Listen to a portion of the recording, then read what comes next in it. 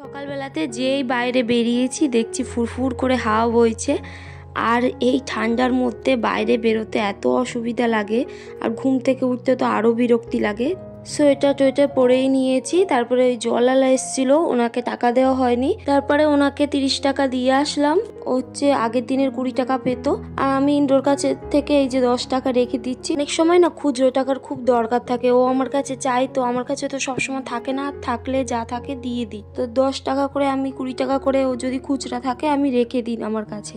এমন অনেক সময় থাকে যে ওদের কাছে শুধু নোট থাকে, 10-20 টাকা খুচরো থাকে না, সেই জন্য আর কি এইগুলো বুদ্ধি করে রেখে দিতে হয়।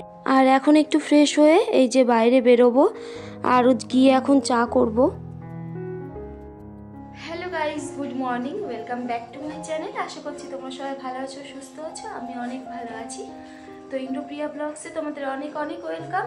তো সকালের কাজবাজ দিয়ে আজকে দিনটা শুরু করছি। তোমাদের পুরো ব্লগটা দেখার অনুরোধ রইল। সকালবেলা বাসি কাজ তো হয়ে গেছে, এখন শুধু চা করব। আর ওইদিকে ওরা দুই ভাইয়ের দোকানে যাবে, উপরে দাদা হচ্ছে আরতি করা হয়ে যাচ্ছে, একটু পরেই চলে যাবে। তো চলো তোমরা পুরো ব্লগটা দেখতে থাকো।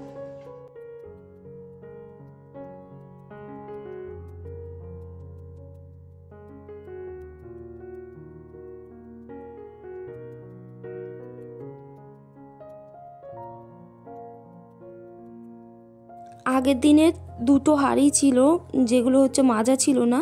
তারপর হচ্ছে সকালবেলা উঠে আগে চালটা তো ভিজিয়ে দিয়েছি, কিন্তু দাদা আমাকে বলেনি যে দাদার আজকে একাদশী।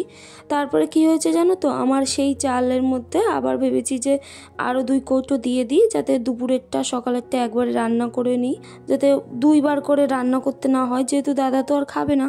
আর জানো তো, যেদিন একাদশী থাকে দাদা সাবু দিয়ে লুচি বানায়, আলু কাবলি বানায়, ফ্রেঞ্চ ফ্রাই বানায়, মানে ওই যে আলু ভাজা আর কি, আমি তো ফ্রেঞ্চ ফ্রাই বলি। তো এগুলো খেতে আমার দারুণ লাগে। আমি যদি নাও খাই, মানে ঘুমিয়ে থাকি আর কি, দাদা আমার জন্য রেখে দেয়, আমার বেশ ভালো লাগে। আজকেও বানাবে কি কি, কিন্তু মায়ের শরীরটা না বেশি একটা ভালো নেই, কতটা কি দাদার জন্য রান্না করতে পারবে আর কি জানি না।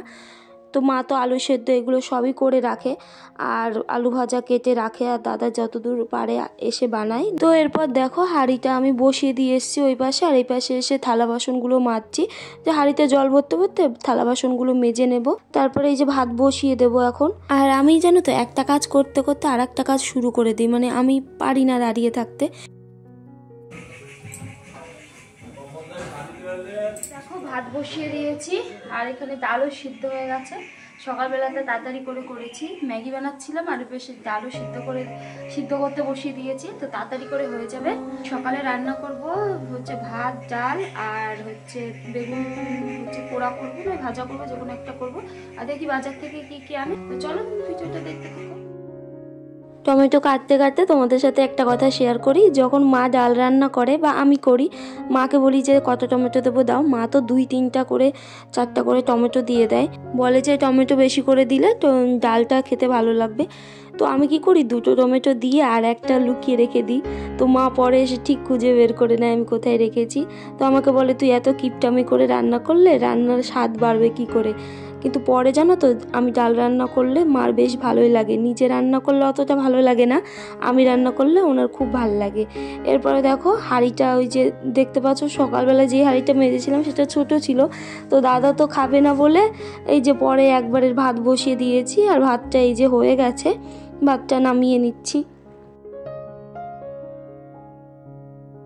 এতটাই জল দিয়ে দিয়েছি যে ফ্যানের সাথে ভাতটাও পড়ছে।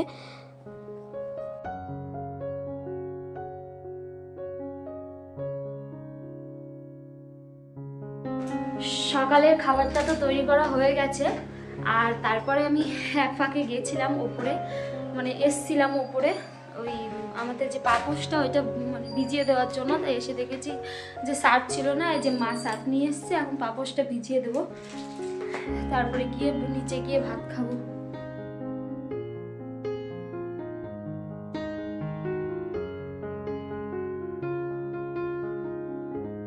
ভাতটা খাওয়ার পর দেখছি হাঁড়িতে একটু দুধ আছে, মানে আগের দিনের, তো ভাবলাম যে একটু বিস্কুট দিয়ে ভিজিয়ে খাই, আমার তো বেশ ভালো লাগে খেতে। তো খাওয়া দাওয়া কমপ্লিট করে চলে এসেছি ওপরে, এখন জামা কাপড়গুলো কেচে নেব। তো পাপোশ তো ভিজিয়েছিলাম, সেটা আর কাচবো না, ওটা ইন্দ্র এসে কাচবে। আর এই 2টো বিছানা চাদর এটা আমি কেচে দিচ্ছি। কারণ বেবি হওয়ার পর তো ওই বাড়িতেই চলে যাব। 1-1.5 মাস বা তারও বেশি থাকতে হতে পারে। তার জন্য আর কি ধুয়ে সব কিছু গুছিয়ে রেখে যাচ্ছি। ও ছেলে মানুষ, ও আর কতটাই বা করবে বলো তো। আর আমরা মেয়েরা কোথায় কি নোংরা আছে, কোনটা কি কাচতে হবে সেটা যেরকম বুঝি, ওরা তো অতটা বোঝে না। এরপর ছাদে চলে এসেছি। এই আগের দিনে জামা কাপড়গুলো নাড়া ছিল সেগুলো আগে তুলে নিলাম। আর দড়ি না থাকায় না বেশ অসুবিধা হয়। আর ওই বাড়ির থেকে যখন আসবো তখন তো বাচ্চার কাঁথাগুলো তো সব কিছুই নাড়তে হবে, তো তখন দড়িটা বেঁধে দেবে বলেছে। আর এর মধ্যে আপাতত আমরা জামা কাপড় নাড়ি।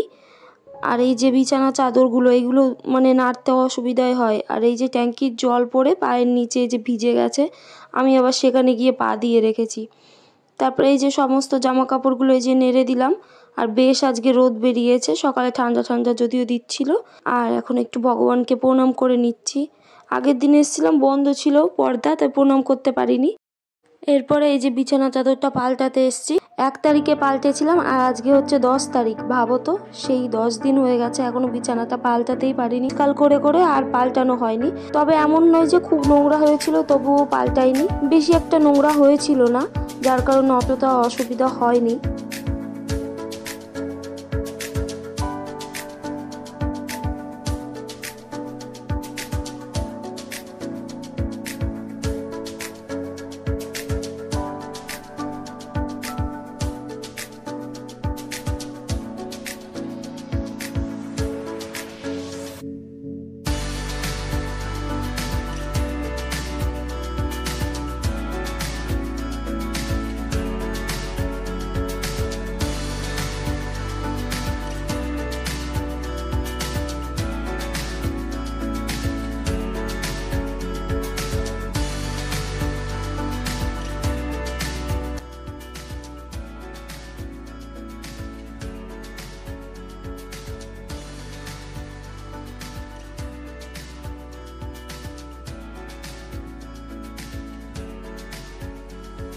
এরপরে দেখো এই যে ফল নিয়ে চলে এসেছি।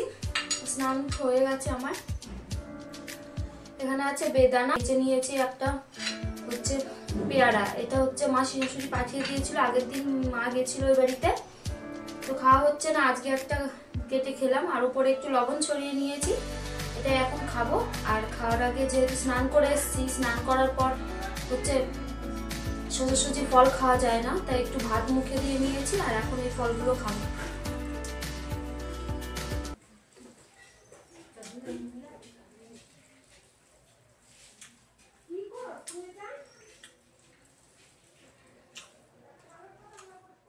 তারপরে দাদা আলু কাবলি বানিয়েছিল, সেটা আমি আর ইন্দ্র এই যে খাচ্ছি। শুভ সন্ধ্যা বন্ধুরা। তো চলে আসলাম তোমাদের সাথে একটু কথা বলতে। সারাটা দিনে কম বেশি যা বলেছি। আর হচ্ছে ঘুমিয়েছিলাম, দেখতে পাচ্ছ এই যে কম্বল এখনো ভাঁজ করা হয়নি। তো আমাদের তো মানে খাওয়া দাওয়া করতে করতেই সেই 3:30-4টে বেজে যায়। তারপরে ওই যে একটু শুয়েছি, তারপরে ইন্দ্র আবার 4:30টার সময় দোকানে গেল। তো তখন ওই যে ঘুমটা ভেঙেছে হালকা হালকা। তারপরে আর অনেক ঘুমানোর চেষ্টা করেছি, ঘুম পাইনি। তো একটু শুয়েছিলাম, তাও যে রেস্টের একটু দরকার। আর এখন যত দিন যাচ্ছে তো মানে ঘুমটা অল্প হয়ে আসছে রাত্রেবেলাতে, তো দিনের বেলা একটু রেস্টেই থাকি। আর ওইখানে চা বসিয়ে দিয়ে এসছি। এখন ওই শাশুড়িকে চা দেবো, মানে মাকে চা দেবো, আর আমি খাবো। আমাকে বলে যে পাউডার খেতে, কি জানো তো মানে এত নেশা করে ফেলেছি চায়ের যে এখন আর পাউডার খেতে ভালো লাগে না। আর আগের যে পাউডারটা ছিল সেটা একটু হরলিক্সের মতো বেশ টেস্টি লাগতো, আর এইটাতে বেশি একটা টেস্ট লাগে না, তো তার জন্য আর কি খাই না।